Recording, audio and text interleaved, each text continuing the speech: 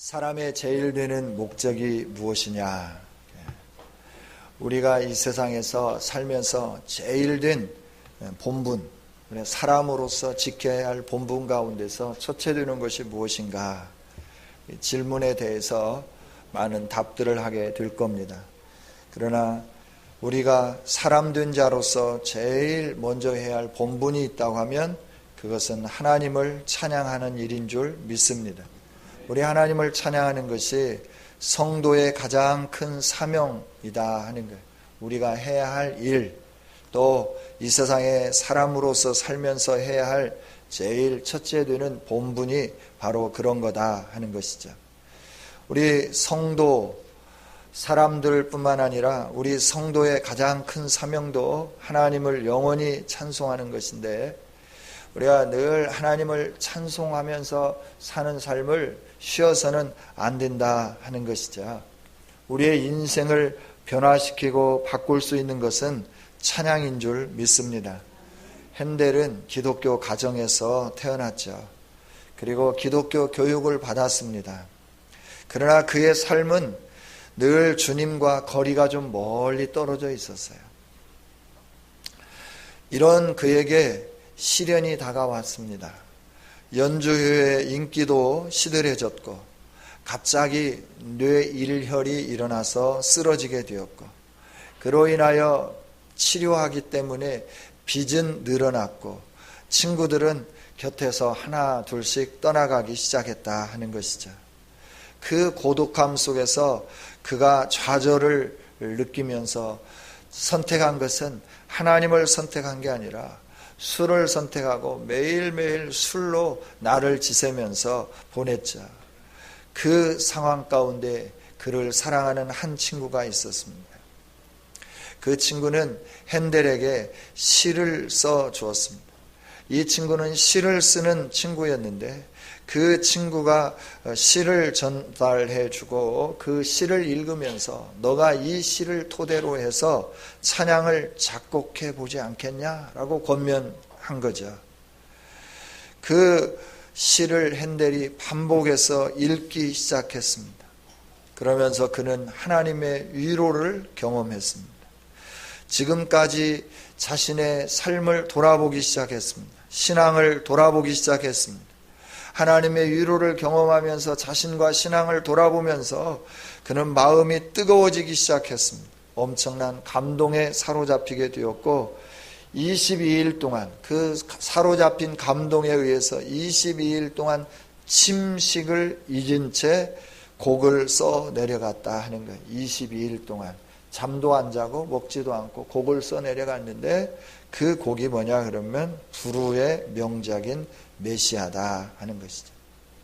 이처럼 인생의 희망을 잃고 인생이 좌절하고 절망 가운데서 낙심하고 세속화되어져 가는 그런 상황 속에서도 찬양을 하기 시작하면 그 삶이 새로워지고 희망으로 가득 채워지게 되는 줄 믿습니다. 핸델을 살리게 된 것은 그 시였어요. 시의 찬양이었어요. 그걸 날마다 읊조린 거죠. 그러면서 그 찬양을 통하여 그 절망에서부터 벗어나게 되고 그가 새로운 삶을 살게 된 것이죠. 이처럼 찬양은 소중하기 때문에 하나님은 저와 여러분에게 찬양을 강조하고 또 강조하고 우리로 하여금 계속 찬양하도록 권면하고 있는 것이죠. 오늘 시편 113편은 찬양하라, 여호와의 종들아 찬양하라, 여호와의 이름을 찬양하라, 이제부터 영원까지 여호와의 이름을 찬송할지로다. 1절 2절에서 반복해서 3번씩 강조하고 권면하고 있는 것을 보게 됩니다. 이처럼 구약 성경에 반복하는 것은 의도적으로 강조하는 의미가 있는 것이죠. 찬양을 3번씩 강조한 것은 하나님을 찬양하도록 의도적으로 강조하는 하나님의 계획이 있다라고 하는 것이죠. 유대인들은 이 시를 할렐시라라고 말합니다. 할렐시라고 하는 것은 유대인들이 예배할 때마다 이 찬양을 부르는 거예요.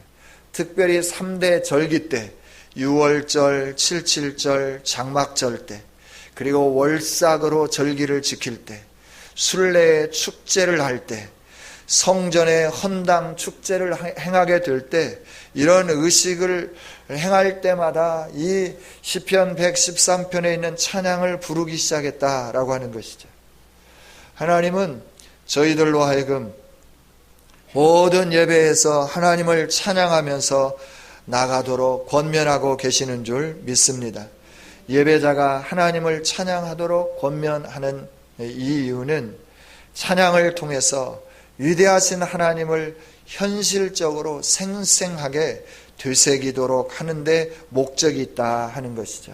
찬양을 통해서 찬양하는 자들의 삶에 있어서 능력의 근원이 되시는 하나님을 경험하고 의지하게 되는 것, 의지할 수 있도록 행하게 하는 것, 이게 바로 찬양이다 하는 것이죠.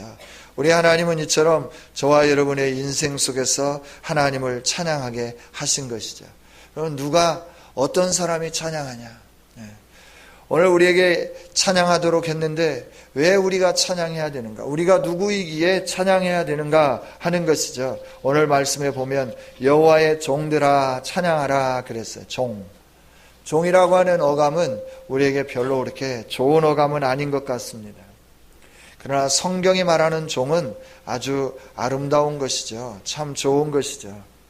종의 원래의 의미는 특정한 섬김의 임무를 맡은 자들이다 라고 하는 의미가 종이라고 하는 의미죠. 특정한 섬김의 임무를 맡은 자들. 이것을 하나님과 우리의 관계로 이렇게 끄집어 와서 적용을 한다고 하면 우리는 하나님을 섬길 수 있는 특정한 사람으로 부름을 받았고 임무를 받았다라고 하는 것이죠. 저와 여러분은 신앙인으로서 임무와 특권을 받은 사람이다 하는 것이죠.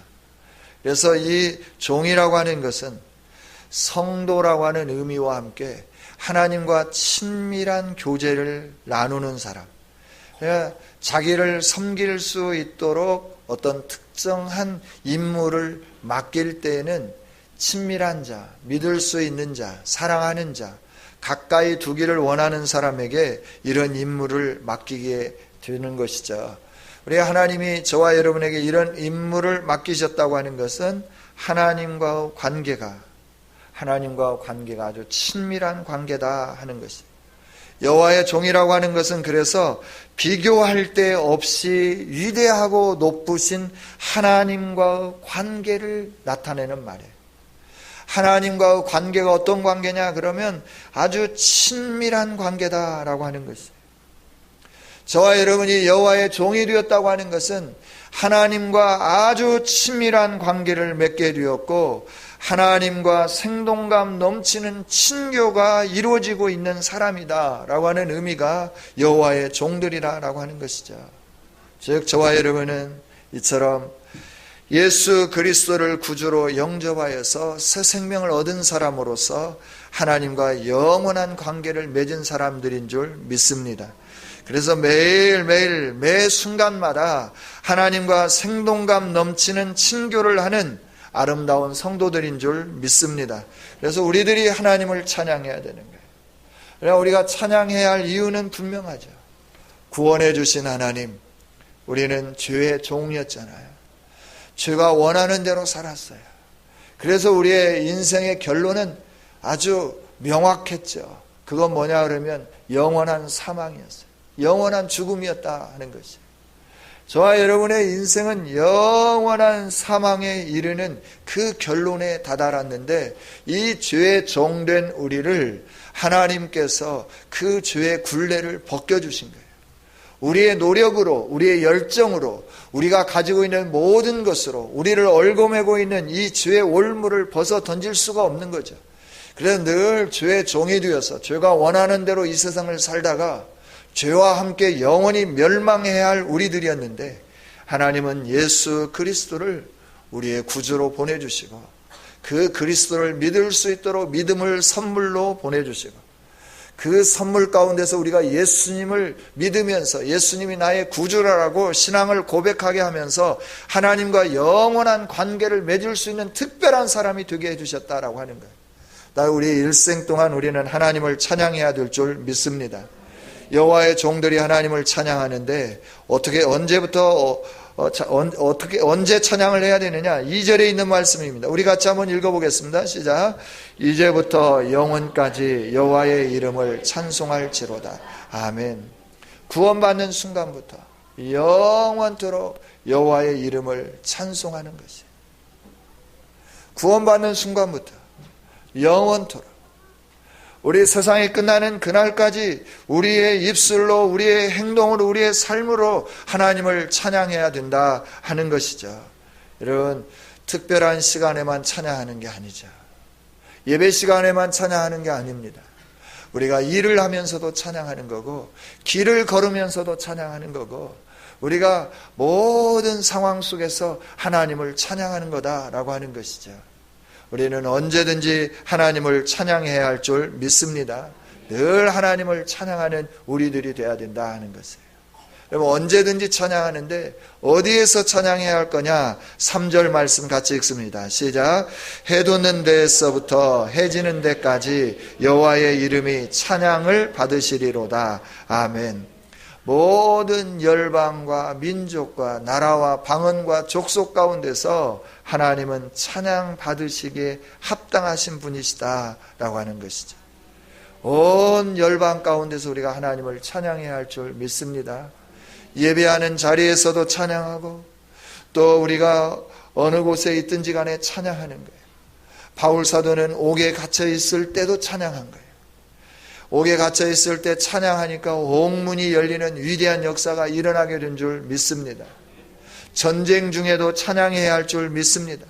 여호사밧 왕은 전쟁이 일어나가지고 위험 속에 있을 때에도 찬양대를 조직하고 그들로 하여금 하나님의 위대하심과 하나님의 이름의 영광스러움을 찬양하게 만들었어요.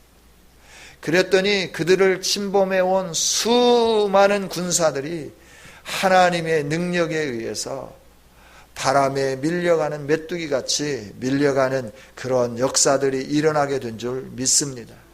우리가 늘 찬양할 때, 다급할 때도 찬양하고, 평안할 때도 찬양하고, 또 염려가 있을 때도 찬양하고, 문제가 있을 때도 찬양하고, 기쁠 때도 찬양하고, 언제든지 우리가 하나님을 찬양해야 된다 하는 거예요.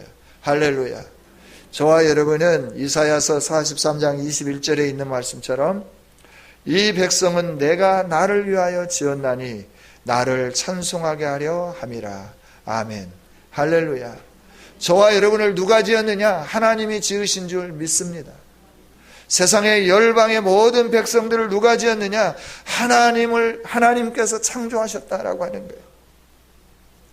하나님께서 모든 만물과 함께 이 세상에 있는 식물과 동물들 다 하나님이 창조하셨어요. 돌도 산도 바다도 나무도 모든 걸 다 하나님이 만드셨다 하는 거예요. 그 가운데 특별히 하나님의 백성으로 우리를 하나님이 빚으셨어요. 우리는 진흙덩이와 같았어요. 평범했다 하는 것입니다. 우리는 진흙덩이처럼 어찌 보면 무가치한 존재들이었다 하는 것이에요. 그런데 토기장이신 하나님이 우리를 그 진흙덩이 가운데서 듬뿍 들어가지고 우리를 하나님의 형상으로 빚어주신 줄 믿습니다. 그래서 하나님의 존귀한 자녀가 되게 만드신 거예요. 하나님의 아름다운 백성이 되게 만들어주신 거예요. 왜 이처럼 존귀하고 아름답게 만드셨느냐 그러면 하나님을 위하여 우리를 그렇게 만드셨는데 우리로 하여금 하나님을 찬송하게 하기 위해서 이렇게 만드셨다 말씀해 주시는 것이죠. 따라서 우리는 언제 어디서든지 하나님을 찬양해야 할 줄 믿습니다. 화가 막 치밀어 오를 때도 하나님을 찬양하는 거예요. 낙심되고 모든 것이 다운되고 우울할 때도 하나님을 찬양하는 거예요. 하나님을 찬양하면 우울이 사라지게 될 줄 믿습니다.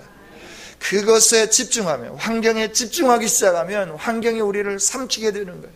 그래서 환경 때문에 우리가 죽어버리게 되는 것이에요. 그러나 그 환경에 집중하지 않고 우리를 지으신 그 하나님의 목적대로, 하나님의 뜻대로 우리가 하나님의 이름을 높이며 찬양하기 시작할 때 우리를 얽어매고 있는 그 모든 환경들이 하나씩 하나씩 변화되면서 새로워지면서 우리 안에 기쁨과 평안으로 충만하게 채워지게 될 줄 믿습니다. 할렐루야. 그래요. 그래서 하나님은 저와 여러분에게 찬양하기를 원하는 거예요. 찬송할 때 하나님의 영이 임하기 때문에, 찬송할 때 하나님의 은혜가 임하기 때문에, 찬송할 때 하나님의 능력이 나타나기 때문에 저와 여러분에게 찬송해라, 찬양해라, 찬양해라, 찬양받기에 합당하신 하나님의 이름을 높여라 라고 말씀해 주시는 거예요. 할렐루야. 이 말씀에 순종하면서 우리들이 늘 찬양함으로 하나님의 영광을 누릴 수 있는 아름다운 성도들이 되기를 원합니다. 사울은 악귀에 들렸잖아요. 임금으로서 악귀에 들려가지고 악귀에 들리면 막 정신이 이상해지는 거예요. 정신이 이상해져가지고 자기의 그 모든 것을 다 잊어버리는 거예요. 그래서 자기 마음대로 막 행동하고 모난 행동을 하기 시작하는 것이죠. 그러나 다른 방법으로는 그걸 치유하지 못했어요. 그럴 때 한 사람이 수금을 잘 타면서 노래를 잘하는 소년 다윗을 그에게 소개시켜 주는 것이죠. 악귀가 들어서 힘들고 고통스러울 때마다 사울은 소년 다윗을 부르는 거예요. 그러면 소년 다윗은 수금을 타면서 노래를 부르는 거죠. 수금을 타면서 노래를 부르면 사울 가운데 역사하던 악귀가 떠나가 버리는 것이에요. 기분이 좋아지게 되는 것이에요. 새로운 삶을 살게 되고 활력 넘치는 인생으로 거듭나게 되어지게 된다라고 하는 거예요. 이처럼 찬양은 위대한 능력이 있는 줄 믿습니다. 이 능력을 경험하는 우리 모두가 되기를 원합니다. 이처럼 하나님의 능력이 우리에게 주어지고 또 하나님과 특별한 관계를 가졌기 때문에 우리가 찬양을 하는데, 그럼 어떤 하나님을 찬양해야 할 건가라고 하는 거예요. 어떤 하나님을 우리가 찬양해야 될 건가? 막연한 하나님을 찬양하는 그런 게 아니라 정말 우리에게 오신 하나님, 그 하나님이 어떤 하나님인가를 우리가 알고 그 하나님을 찬양하는 것이 참 좋은 일이 아닌가 생각을 해 봅니다. 막연히 찬양하라고 하니까 찬양하는 그런 찬양은 힘이 없죠. 능력이 없죠. 하나님을 알고 그 하나님을 찬양하기 시작할 때 그 하나님의 능력이 우리 안에 역사하게 될 줄 믿습니다. 지혜가 충만한 하나님을 찬양하기 시작하면 우리 안에 하나님의 지혜가 임하기 시작하는 줄 믿습니다. 능력의 하나님을 찬양하면 그 하나님의 능력이 우리의 인생 가운데 역사하게 되는 줄 믿습니다. 영광 중에 거하시는 하나님을 찬양하기 시작하면 그 하나님의 영광이 우리의 인생 가운데서 역사하기 시작하는 거예요. 그 하나님의 영광스러움으로 우리가 영광스러워지기 시작한다라고 하는 거예요.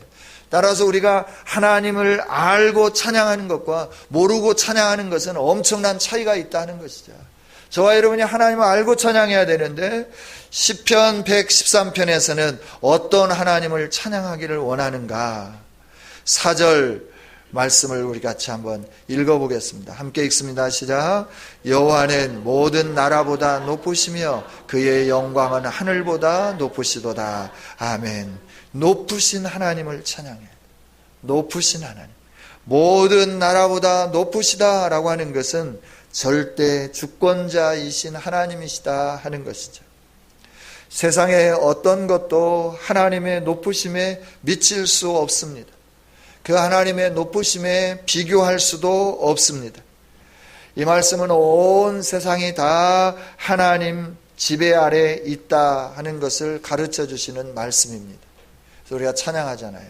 지존하신 주님 이름 앞에.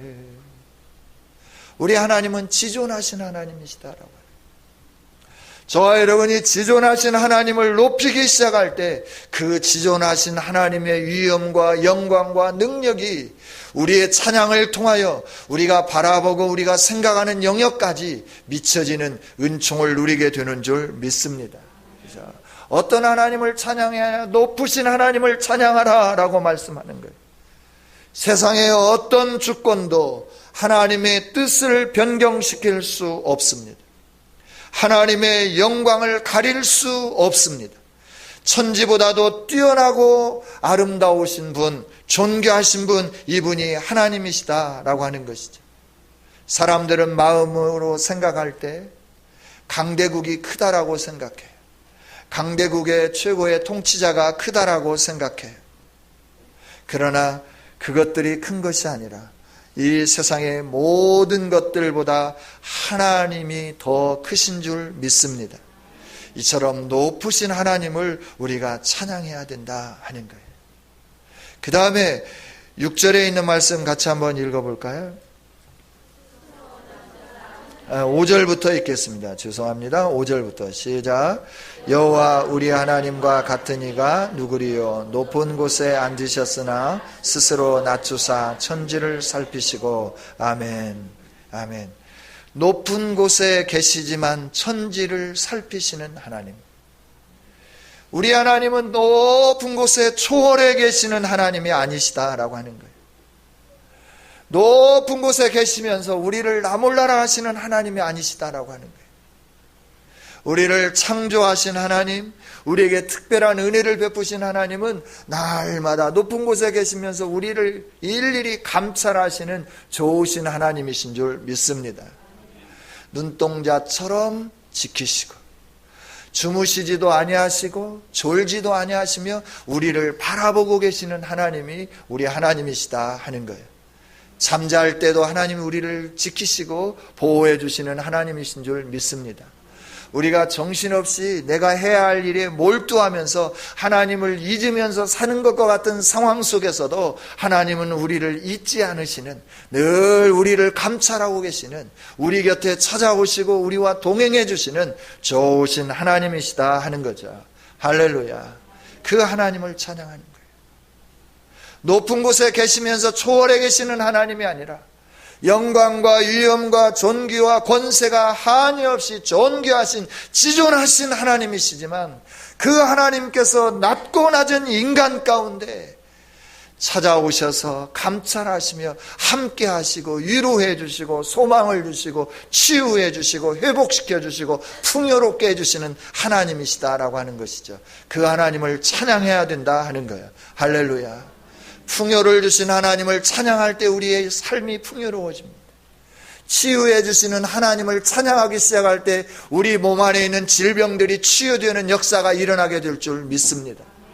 문제 가운데 문제를 해결해 주시는 하나님을 찬양하기 시작할 때 그 하나님으로 인하여 문제가 해결되는 위대한 역사가 일어나게 될 줄 믿습니다. 세상은 우리로 하여금 이 하나님을 찬양하지 못하게 만드는 거예요. 왜냐하면 그 올무 가운데 우리를 얽어매서 근심과 걱정 속에서 우리의 인생을 파멸로 끌어가기 위해서 그러는 거예요. 세상은 도둑이에요. 도둑이 오는 것은 도둑질하고 빼앗아가고 죽이기 위해서 왔다라고 요한복음 10장에서 분명하게 말씀해 주시는 것이에요.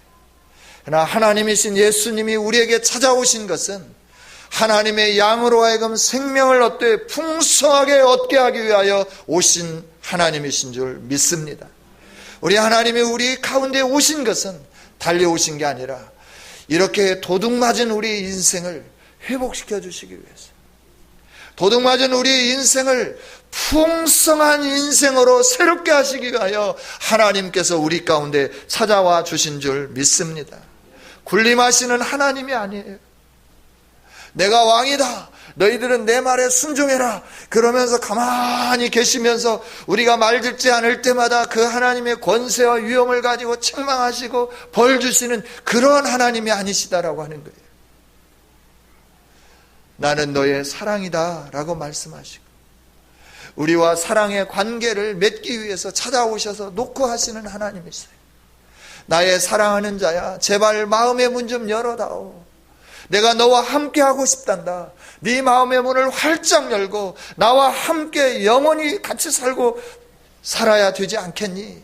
살고 싶지 않니? 라고 말씀하시면서 마음의 문을 두드리시는, 높은 곳에 계시지만 오늘 현실의 상황 속에 처해 있는 나에게 찾아오셔서 나의 마음을 놓고 하시며 내가 너를 위로해 주겠어. 내가 너를 치유해 주마. 내가 너를 회복시켜 주마. 내가 너에게 풍요로움을 주마. 내가 너를 새롭게 해 주마. 너의 환경을 바뀌어 주마. 네가 환경을 이길 수 있는 힘 있는 능력 있는 사람이 될 수 있도록 너에게 권세를 주마 하시면서 우리에게 찾아와 주신 하나님이시다라고 하는 거예요.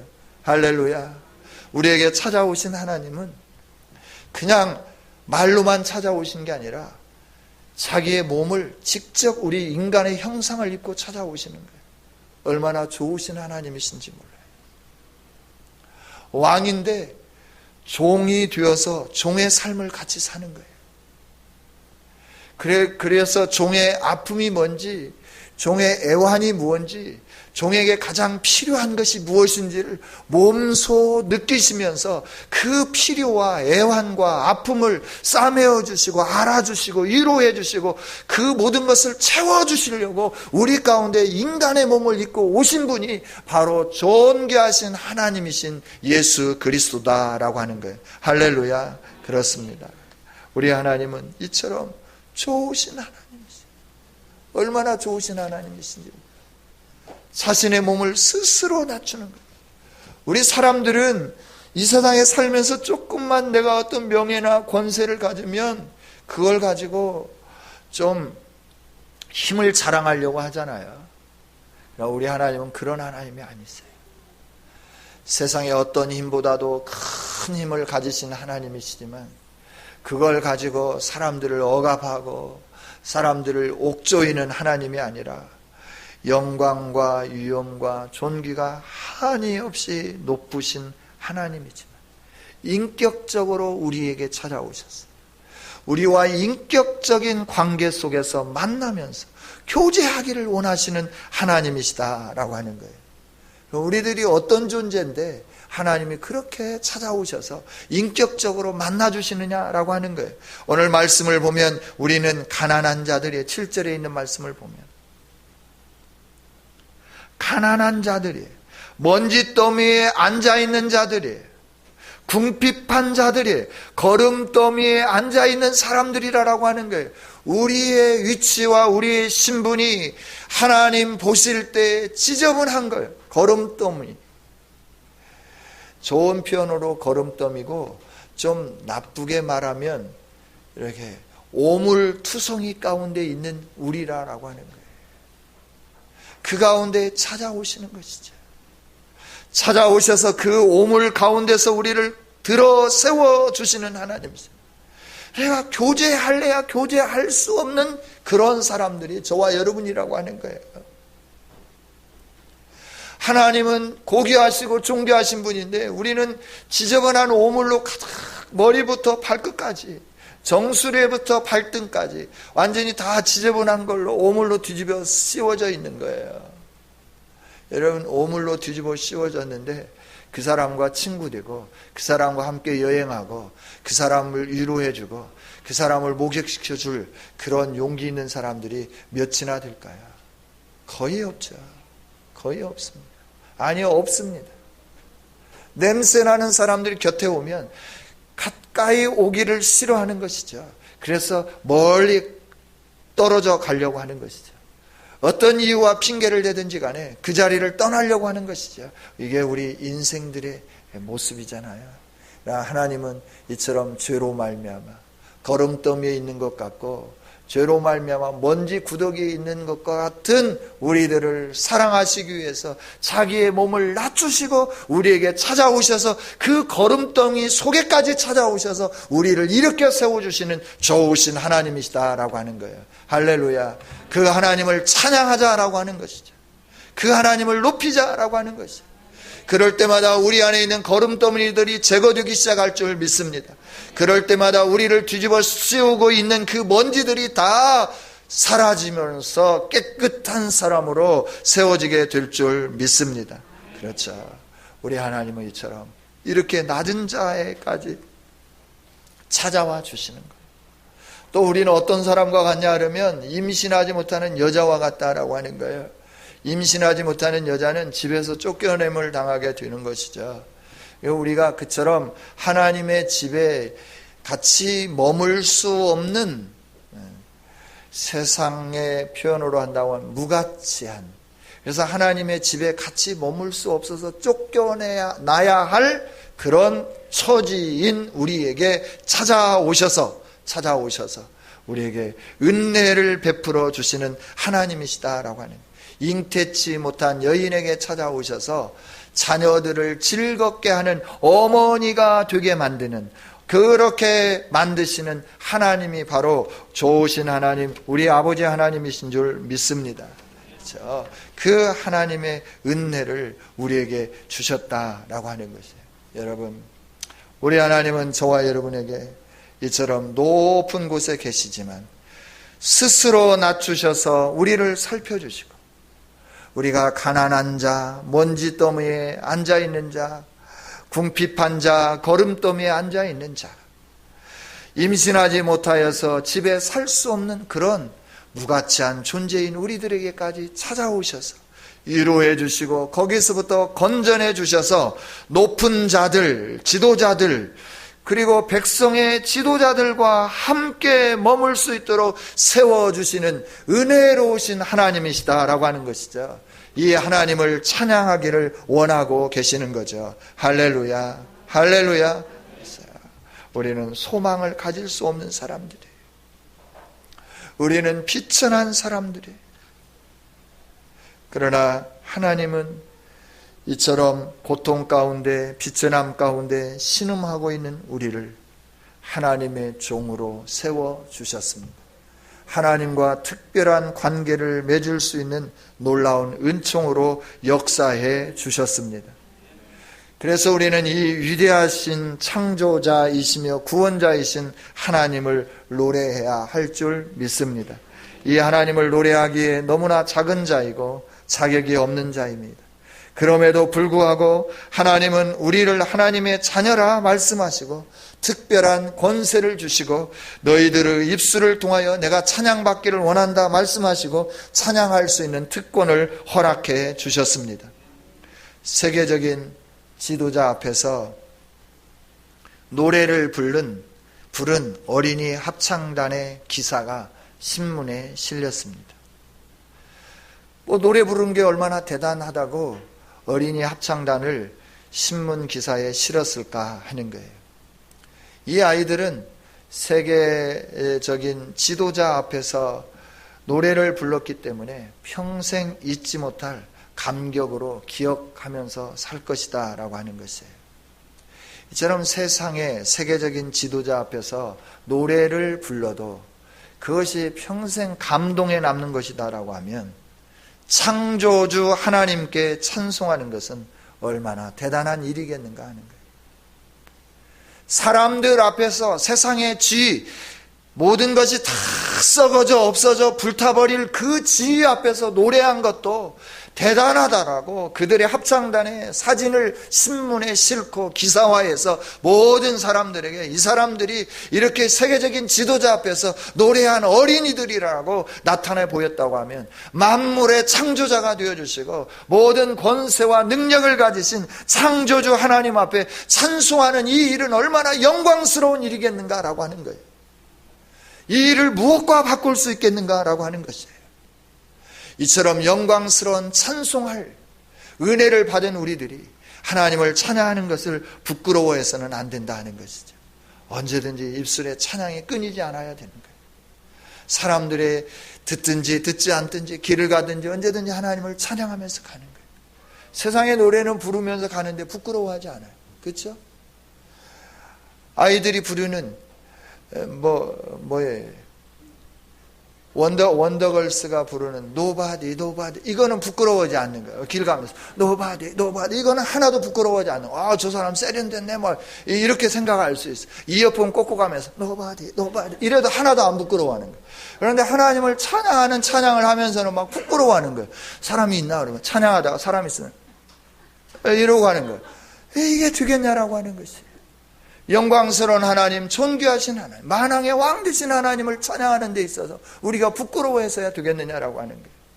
모든 사람들 앞에서 어떤 일을 하든지 간에 당당하게 그 하나님이 나를 사랑해 주셨다고 하는 것과 나를 거름더미에서 일으켜 주셨다고 하는 것과 하나님의 집에 거할 수 없는 존재였지만 하나님의 집에 거하면서 기쁨과 즐거움을 누릴 수 있는 사람으로 만들어주셨다고 하는 이 확신 속에서 매 순간마다 하나님을 찬양하는 아름다운 성도들이 되기를 원합니다.